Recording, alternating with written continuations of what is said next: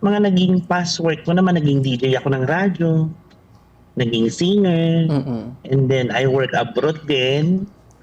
Tapos way back 2023, doon na ako nag full-time as vlogger. Mm. Yan yung mga pinagkabalahan natin.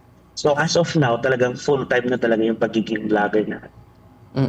Yes, ma'am. Dito po, ma'am, sa bago nyo pinasok no, yung ganitong larangan sa vlogger, bakit nyo nakita na gusto kong pumasok sa pagiging vlogger? Ano pong tumatak sa isip niyo?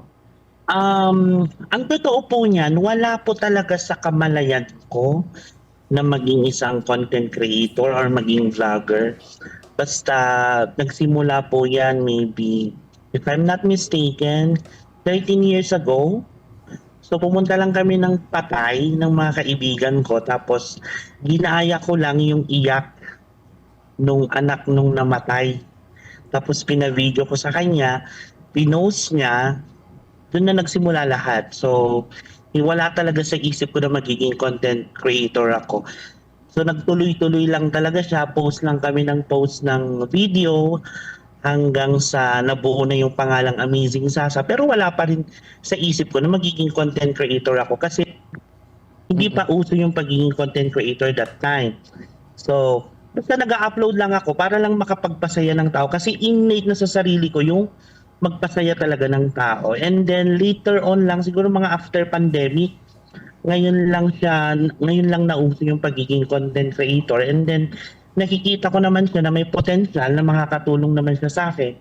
So doon na po ako nag-decide na okay, dito na muna ako kasi parang ano ko na siya, parang naging way ko na rin siya para mas kumita ng pera in a way na kinukuha nila ako mag-perform, kinukuha nila ako sa mga iba't ibang events. So kaya napag-decidean ko na okay, sige, magiging content creator na lang tayo full-time.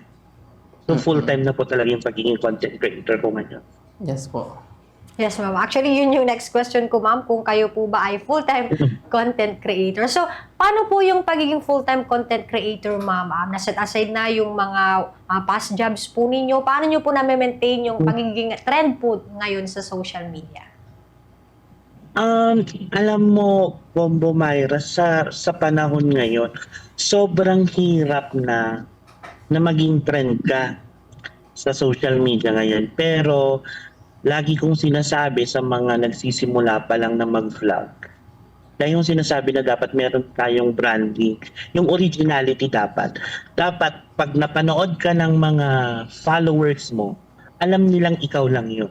May sarili kang branding na pag naririnig nila yung boses mo, napapanood ka nila, ikaw lang talaga yung nakakakitaan nila ng ganong bagay. So, mahirap siya.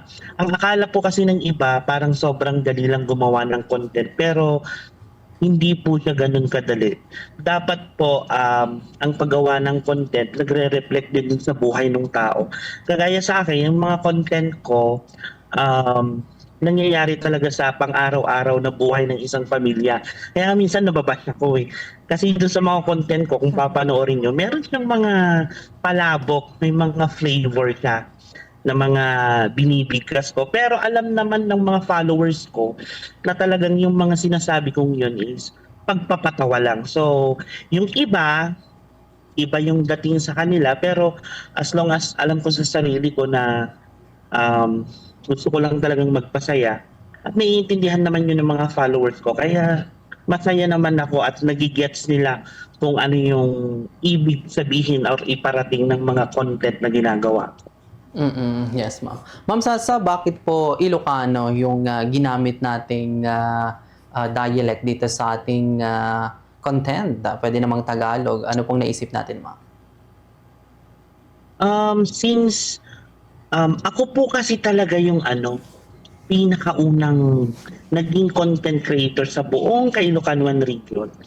So, nasanay na po yung mga taga-subaybay natin na Ilocano talaga yung ginagawa ko. Although trinay ko naman pong baguhin, trinay ko namang gumawa ng mga content at Tagalog, pero hindi talaga siya pumapatok. Mas gusto talaga nila na Ilocano lang talaga yung ginagamit ko kasi yun nila ako minahal. Kaya sabi ko naman, hindi na importante sa akin kung hindi na maintindihan ng iba, basta sa akin lang mapasaya ko lang yung mga kababayan nating mga kapwa ko Ilocano. Yeah. Yes. Kaya nagstay ako sa Ilocano lang.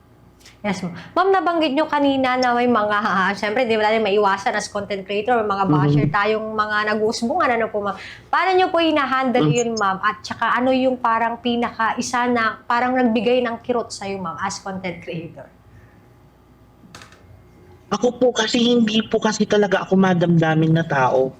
Pero ang mantra ko po kasi sa buhay, kung binato ako ng bato, babatuhin ko ng 3 hollow blocks pabalik.